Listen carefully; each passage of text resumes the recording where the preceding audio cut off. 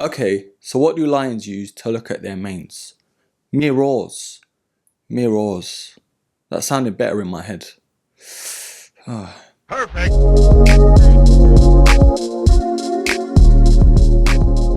Hello there broskies, Erkin back here with another Nike sneaker, and this one I think you'll like. On today's episodes we are reviewing the Nike Air Force 1 React.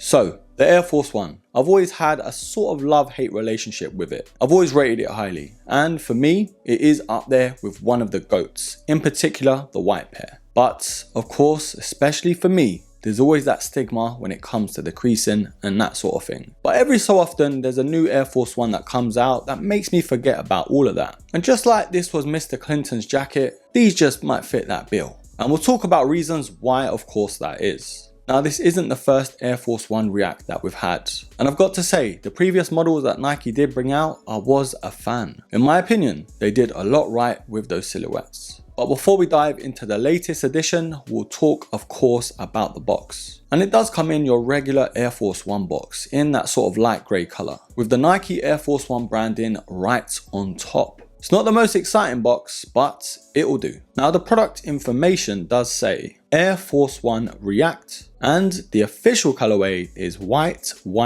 and light photo blue. Now broskies, I will leave some purchase links down below, so while these are still in stock, hopefully you can grab a pair, just in time for when it heats up. Now retailing at £115, it's a lot to pay for a sneaker, so of course, if you're willing to pay that money, you're thinking about how these fit. Now like most Air Force 1s with leather that I have tried on, of course I do go half a size down. Some people even like to go a full size down just to reduce the amount of creases on the toe box, but for me, half a size down has always been a winner. But bearing in mind though, if you do add crease preventers, crease protectors and all of that jazz, you might need to factor in that as well. But if you're not, then go half a size down for sure. So with all that out of the way, let's take an even closer look to see what this does differently. Now straight away, you can defo see these are so different to a normal Air Force 1. And it sort of looks like it's been halved if you ask me. Now the previous model to the Nike Air Force 1 Reacts did have the React technology in the insole. And for this one, they've sort of changed that up. But before we touch on that, let's talk about the upper. Now the forefoot does come in this synthetic leather, in that sort of classic OG styling, apart from the mini Nike swoosh on the lateral side. And other than that, the toe box is slightly cut differently. Instead of the toe box being under the overlay in terms of how it's cut, this is sort of the overlay, if that makes sense. But at first glance, you wouldn't really notice it. Now the mid panels and of course the back of the shoe does come in this nylon mesh, in this really nice dice look. And we only have that Nike swoosh on the lateral side with that 3D-like effect. But we do have that blue foam just underneath where the Nike swoosh would sit on the medial side. And I don't know about you, but it does work well here. Now this silhouette does remind me more of those type Nike Air Force 1s rather than the Reacts. Just how the sneaker is sort of constructed. But moving on to the lacing, we do have that sort of off-white colour to the laces. And just underneath where the laces sit, we sort of have that stitch-like look, where a Nike swoosh would normally sit. Now the lace holes themselves are sort of normal here apart from two holes, where of course they've replaced it with orange. And another thing to mention, we do have that sort of black backing to it, but on this tongue, which does give me more of those Air Force 1 type vibes. In terms of the material, it is of that sort of cotton feel, I'm gonna say, with a lot of patterns and shapes all over it, but of course we do have that Nike swoosh bang in the middle. But this tongue though does add a lot to the comfort. Now you would think, due to how thin the ankle collar does look, it would be a little bit uncomfortable, but I'm pleased to say you have nothing to worry about here.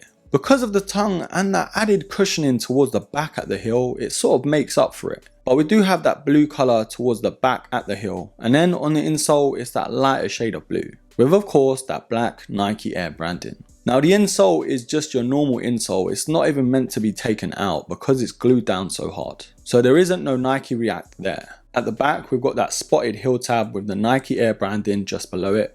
and the whole of the back is of course covered in this nylon type mesh. Now I've always been a fan of those icy blue finishes to the mid or outsole on a sneaker, and even though this sneaker is sort of halved in that department, it still does pull it off. Half of the midsole is of course of that icy blue finish, and half of it is of course in this white. And to be fair, I'm not even mad at that. And like I mentioned earlier, we do have that Nike React foam towards the medial side that sort of fuses the midsoles together.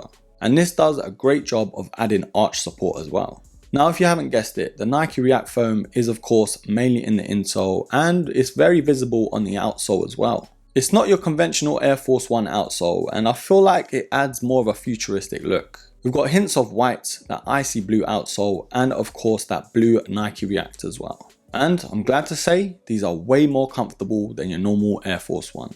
Right broskies, where do we stand with this silhouette? Are you liking these at first glance? But we'll decide together whether these are a buy or a buy. Now I'm going to paint a picture for you lot. Just imagine it in the summer, a nice hot sunny day. You've got a white crisp tee on, some grey shorts maybe, some white trainer socks as well. And then the icing on the cake, the cherry on top. The pièce de résistance, you got these bad boys on. I've got to say, that would look pretty good to me. And I don't say this too often, but for this silhouette, Nike have actually pulled these off. Yes, the main focus is how these feel on foot. They do feel so much better in terms of comfort. But when it comes to the actual design of it, it does give it a good spin. But of course, it's always going to come down to what you really want, your personal preference. What I like might not be what you like, and vice versa. But for me, on this occasion, I feel like Nike have ticked all the boxes. To be fair, I can't really pick too many faults with this sneaker. Maybe the midsole could have stayed one color or one sort of shade. But then, I don't know if this sneaker would have worked as well as it did. But I'm impressed a lot more than I thought I would. I don't think the pictures on the website did do this sneaker justice. But especially in hand, and especially on foot, these did look so good. Overall broskies, I am going to give this brand new Air Force 1 React an absolute buy. But comment down below what you think about this Air Force 1 React. Were the previous models a lot better than this, or would you rather stick to a classic Air Force 1 in white? Leave it all down below and I will pin the best comment. Anyways broskies, thank you for stopping by. Thank you for watching. Don't forget to hit me up on IG as well. If you have any questions or even some sneakers you want me to review, then hit me up over there. And don't forget to like, subscribe, comment and share.